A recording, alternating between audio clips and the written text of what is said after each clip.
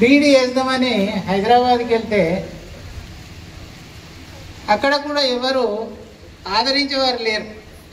చివరికి ఇప్పుడు ప్రజెంట్ మొన్నటిదాకా ఉన్న నిమ్స్ డైరెక్టర్ నిమ్మ సత్యనారాయణ ఆయన నన్ను అనుకోకుండా రైల్వే స్టేషన్లో చూసి, అరే నువ్వు ఎక్కడ వెళ్తున్నావు అన్నాడు. నేను అప్పుడు ఆయన చూసి, హాస్టల్లో మేము కలిసి చదువుకున్నాం మామ, నేను ఇట్లా బీడీ చేయడానికి వచ్చిన, ప్రజెంట్ రూమ్ లేదు, ఒక క్రిస్టియన్ హాస్టల్ ఉంది, అక్కడ ఉందాం అనుకుంటున్నా. నిన్నటి రోజు వచ్చిన నేను ఆ రైల్వే స్టేషన్లోనే అనుకున్నా, ఈరోజు నువ్వు కలిసినావు అన్నా.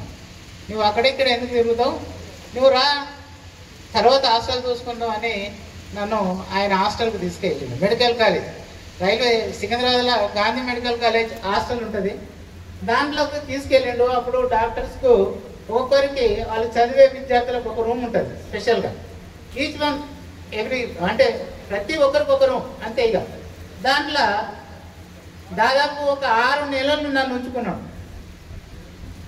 ఆ విధంగా ఆయన లేనప్పుడు ఆయన బుక్స్ అన్నీ తీసి చదువుతున్నాడు. చదివేటప్పుడు అప్పుడు నాకు అనిపించింది, అరే నేను ఇందులోకి వచ్చినా మంచిగా ఉంటుండే. నేను ఇంటర్మీడియట్ తర్వాత నేను ఏం చేయాలో నాకు తెలియక నేను డిగ్రీ చేసిన తర్వాత ఈ బీఈడీ టీచింగ్ ఫీల్డ్ నేర్చుకుందామని బీఈడీ అప్లై చేస్తే సీట్ వచ్చింది. సరే ఆయన అన్నాడు, అరే నీకు మెడికల్ ఫీల్డ్ ఇష్టం ఉంటే మొదలు బీఈడీ కంప్లీట్ చేయి, తర్వాత చూద్దామన్నాడు. బీఈడీ కంప్లీట్ అయిన తర్వాత శానిటరీ ఇన్స్పెక్టర్ ట్రైనింగ్ అనేది ఒక నోటిఫికేషన్ పడ్డది. ఆ నోటిఫికేషన్ తీసి అప్లై చేస్తే నాకు అప్పుడు కర్నూలు మెడికల్ కాలేజ్లో సీట్ రావడం జరిగింది. అయితే అక్కడ పోయి జాయిన్ అయిన తర్వాత 6 నెలలు మంచిగా సాగింది.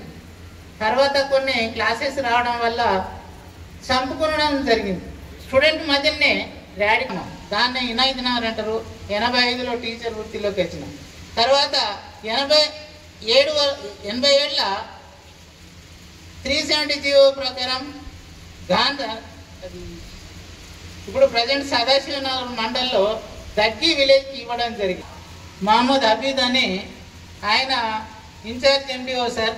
ఆయన దాదాపు నేను 85 నుంచి 90 పోచంపాడు వచ్చే వరకు కూడా ఆయన పర్సనల్ అసిస్టెంట్గా పనిచేసి, తర్వాత అక్కడ పోచంపల్లిలో 6 నెలలు పనిచేసిన లేదో అక్కడికి వెళ్ళి ఇక్కడ రాజమౌళి సార్ ఉండే, ఇక్కడనే ఉపాధ్యాయ వృత్తి అంటే ఏందనేది మన లక్ష్మారెడ్డి సార్ దగ్గరనే ప్రిన్సిపల్స్ నేర్చుకోవడం జరిగింది.